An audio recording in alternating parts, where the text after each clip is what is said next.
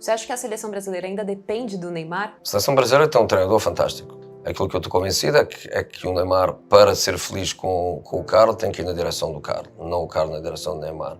No sentido de, ou tem dificuldade em ser treinador do Neymar, tem dificuldade em ser treinador do Vinícius, não tem dificuldade nenhuma. Acho que o nível deles como jogador é inferior ao nível do Carlos como treinador, porque o Carlos ganhou muito mais do que aquilo que eles ganharam. Então você nunca pensou, por exemplo, em comandar a seleção brasileira? Não, nunca pensei. Você já imaginou o que uma verdadeira lenda do futebol, como José Mourinho, pensa sobre Neymar e Ancelotti na seleção brasileira? Uma entrevista exclusiva com o Special One, que revela segredos e polêmicas que poucos ousam falar. Mourinho, com toda a sua autoridade, não poupou palavras. Quer saber o que ele disse? Se liga aí! E a sua relação com Portugal é muito forte e bem bonita.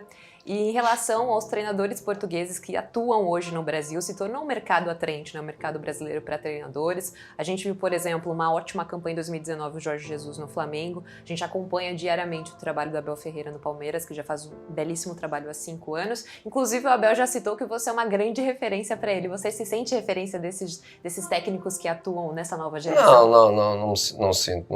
Obviamente que vejo e sigo com enorme satisfação as coisas que eles fazem no Brasil. Acho que o Abel é obviamente a grande referência, não só pelo que ganhou. Outros também ganharam, o Jesus, o Arthur Jorge também ganharam a Libertadores, por exemplo, mas o Abel ganha a Libertadores, ganha a Brasileirão, está 1, 2, 3, 4, 5 anos e faz uma coisa que é difícil de fazer, que normalmente os treinadores não fazem, que é depois de ganhar muito, é a hora de fugir.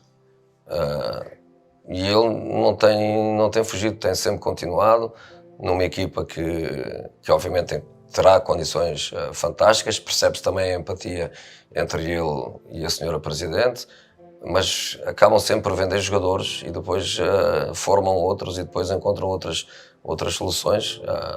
Tem sido realmente uma carreira brilhante. E é muito difícil treinar uma equipe brasileira, existe muita pressão, porque sai técnico, entra técnico, como você bem disse no começo da entrevista, sobre a relação da mídia em relação aos técnicos também, a gente fala, coloca bastante expectativas nos trabalhos. Você treinaria uma equipe brasileira? Eu treinaria, mas levaria poucas malas, porque aquilo pode durar só um mês. Não levaria muita bagagem.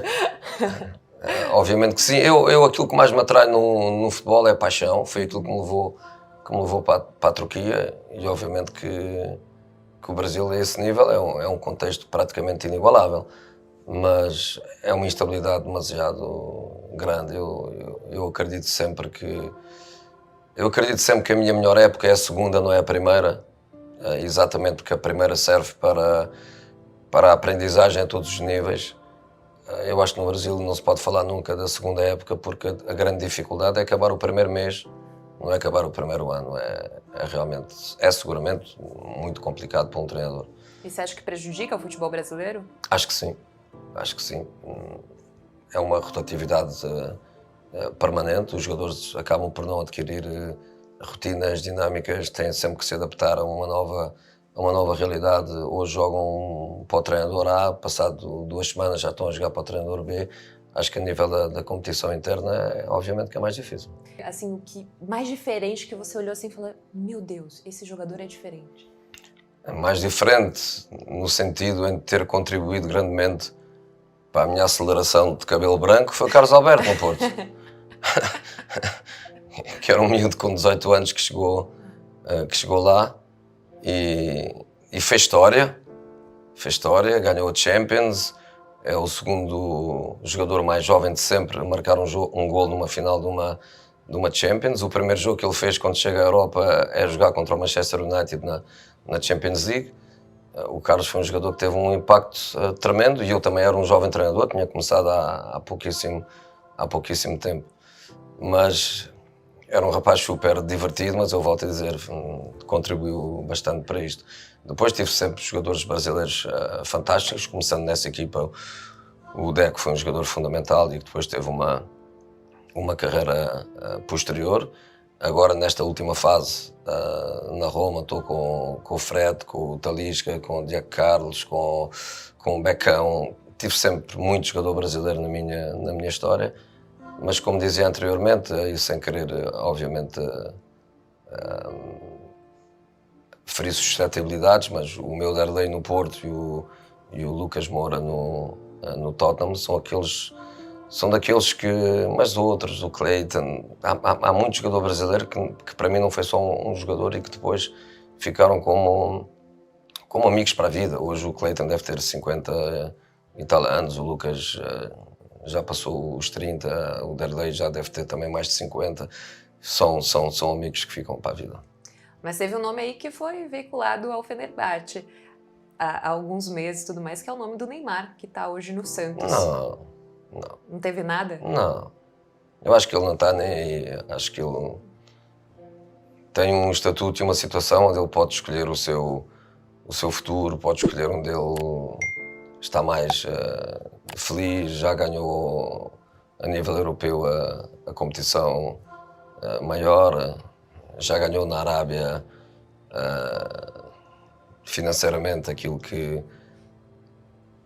nem vale a pena pensar quantos zeros é que são. Agora volta ao Brasil, volta à sua paixão, seguramente está mais interessado num ano, que é o ano que termina com a Copa do Mundo, que para vocês brasileiros é uma coisa importantíssima, e para ele que tem tido tantas frustrações como jogador da Canarinha, acho que este ano para ele vai ser um ano de grande focos naquilo que vai ser o Mundial nos Estados Unidos. Existe uma grande expectativa de que o Neymar possa contribuir muito com a seleção brasileira ainda.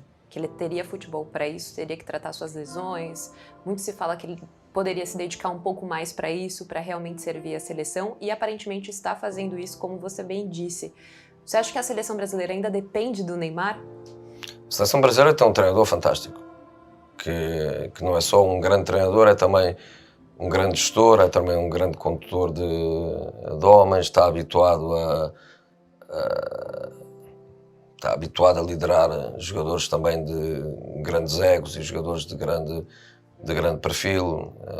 A carreira dele, Real Madrid, Milan, Bayern, para ele, ao contrário daquilo que pode acontecer com outro tipo de treinador, para ele não há impacto no sentido de tem dificuldade em ser treinador do Neymar, tem dificuldade em ser treinador do Vinícius, não tem dificuldade nenhuma. Acho que o nível deles como jogador é inferior ao nível do Carlos como treinador, porque o Carlos ganhou muito mais do que aquilo que eles ganharam. Portanto, eu acho que nesse sentido o Carlos está em absoluto controle. Aquilo que eu estou convencido é que o Neymar, para ser feliz com o Carlos, tem que ir na direção do Carlos, não o Carlos na direção do Neymar.